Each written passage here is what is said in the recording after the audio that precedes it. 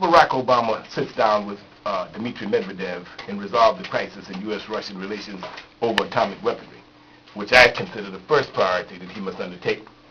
Then President Obama should turn his attention to the economic morass that plagues the country.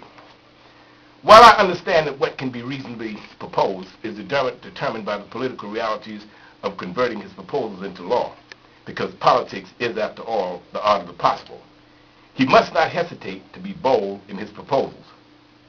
Yet some compromises at an early stage of his ascent to the presidency are understandable, at least on the part of mature political thinkers who appreciate the messy processes of popular democracy.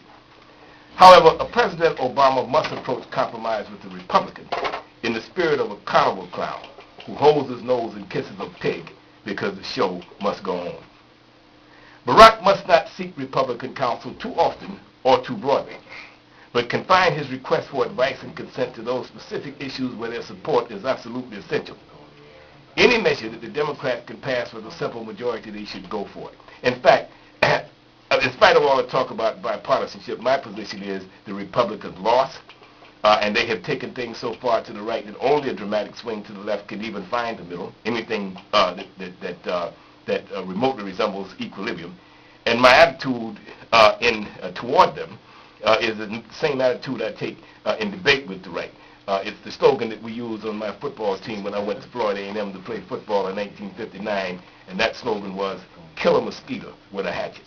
That's my approach to the Republicans. And they should vociferously paint the Republicans who oppose the initiatives as obscurantists. Any of them who oppose the bold initiatives he attempts to take, he should run against them. The Democrats should run against them as obscurantists, a do-nothing Republican Congress, who are preventing the Congress from carrying out the business of the people in a crisis. This will fatally wound the Republican Party in the next congressional elections and render them irrelevant by creating a filibuster-proof Democratic majority in the Senate. However, we the people, in whom the Constitution invests all power, do not have to restrict the kinds of conversations we wish to engage in, nor the choices we want to make. Hence, it is for us to generate the issues and hold the politicians, whose political existence depends upon our vote of confidence, feet to the fire.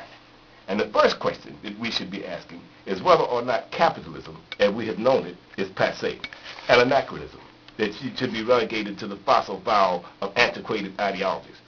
Or should vulgar Marxist ideas, and as should vulgar Marxist ideas too.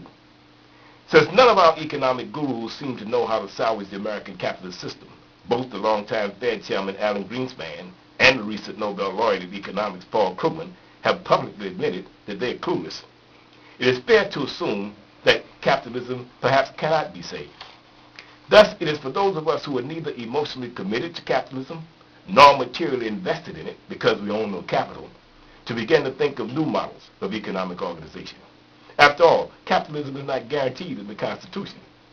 To this end, I have been cueing a wide variety of thoughtful people about alternative approaches to economic organization. Obviously, the sum total of what I've learned is far beyond the scope of this commentary, but I will share it with you over time as I drop some science on your heads here in the morning.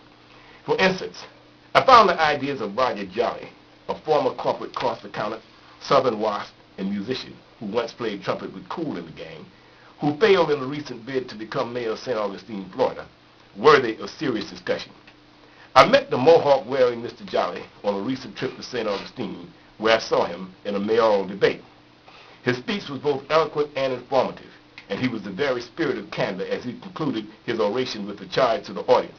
Quote, "You may opt for honesty and efficiency in municipal government and vote for me, or you can return the criminals and incompetents to office who have been screwing things up."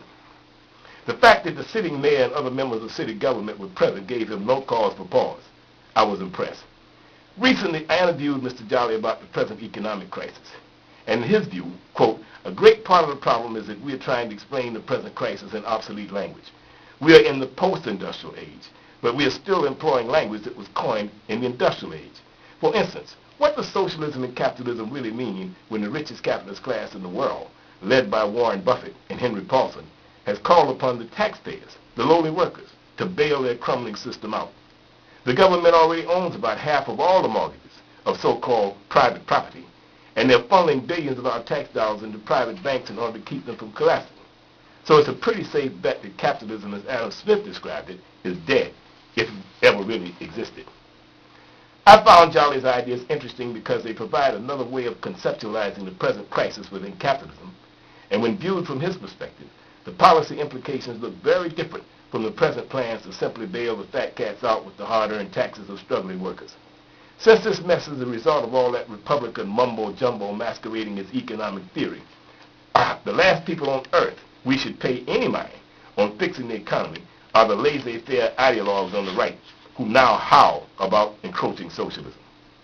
An eclectic thinker, like yours truly, who is unfettered by the taboos of free market dogma, like the economic advisors Mr. Obama has so far surrounded himself with, might well conclude that a mixed economy with a dramatically expanded public sector, which owned all energy and other vital natural resources, along with a dramatic tax increase on the rich and dramatic reduction on the poor and working people, might be just what the doctor prescribed for our present economic malady, a sickness that threatens to become fatal as I speak. And let me just say this.